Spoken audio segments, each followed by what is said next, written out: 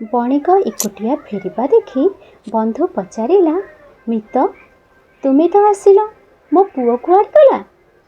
ତୁମ ସାଙ୍ଗରେ କାହିଁକି ଆସିଲା ନାହିଁ? ଏହା ଶୁଣି ବଣିକ ମୁହଁ ଶୁଖାଇ ଉତ୍ତର ଦେଲା, ମିତ ବଡ଼ ଦୁଃଖର କଥା, କହିବାକୁ ପାଟି ଖୋଲୁନାହିଁ। ମୁଁ ଗାଧୋଉଥିଲି, ତୁମ ପୁଅ ନଈ କୂଳରେ ଠିଆ ହୋଇଥିଲା।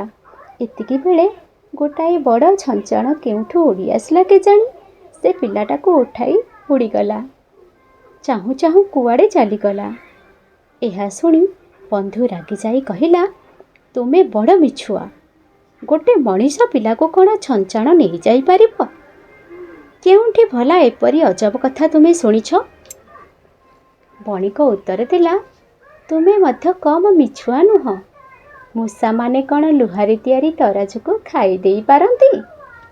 ଦୁଇ ବନ୍ଧୁଙ୍କ ଭିତରେ ଚାହୁଁ ଚାହୁଁ କଳି ଲାଗିଗଲା। ଦୁହେଁ ରାଜାଙ୍କ ଦରବାରକୁ ଯାଇ ନିଜର ଗୁହାରି ଜଣାଇଲେ। ରାଜା ବଣିକଠାରୁ ସବୁ ଘଟଣା ଶୁଣିବା ପରେ ବଣିକକୁ କହିଲେ, ବଣିକ ତୁମେ ମିଛ କହିଛ। ତୁମେ ପିଲାଟାକୁ ନିଶ୍ଚୟ ଚୋରି କରିଛ। ଶୀଘ୍ର ତାକୁ ଫେରାଇ ଦିଅ, ନୋହିଲେ କଠିନ ଦଣ୍ଡ ପାଇବ। ବଣିକ ମୋଟେ ଡରିଲା ନାହିଁ। ସେ ଉତ୍ତର ଦେଲା, ମଣିମା, ଯେଉଁ ରାଜ୍ୟରେ ମୂଷାମାନେ ଲୁହାର ତରାଜୁକୁ ଖାଇପାରନ୍ତି, ସେ ରାଜ୍ୟରେ ଛଞ୍ଚାଣ ମଣିଷ ପିଲାଟିଏ ଉଠାଇ ନେଇପାରିବ ନାହିଁ କାହିଁକି? ମୂଷାମାନଙ୍କର ଲୁହା ତରାଜୁ ଖାଇଦେବା ଯଦି ସତ ହୁଏ, ତେବେ ଛଞ୍ଚାଣ ପିଲାକୁ ଉଠାଇ ନେବା କାହିଁକି ମିଛ ହେବ? ମୂଷାମାନେ ତରାଜୁକୁ ଖାଇବା ଘଟଣା କ'ଣ ବୋଲି ରାଜା ପଚାରିଲେ। ବଣିକ ସବୁ କଥା ତାଙ୍କୁ ଜଣାଇଦେଲା। ରାଜା ସବୁ ଶୁଣି ହସି ଉଠିଲେ। ଘଟଣା କ'ଣ ଜାଣିପାରିଲେ।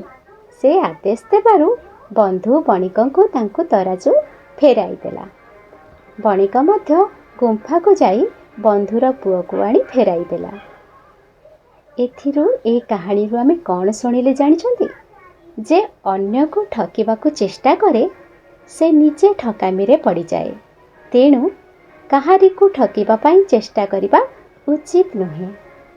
ଏ କାହାଣୀଟିକୁ ମନ ଦେଇ ଏତେ ସୁନ୍ଦର ଶୁଣିଥିବାରୁ ଧନ୍ୟବାଦ। ଆପଣମାନଙ୍କୁ ବହୁତ ବହୁତ ଧନ୍ୟବାଦ।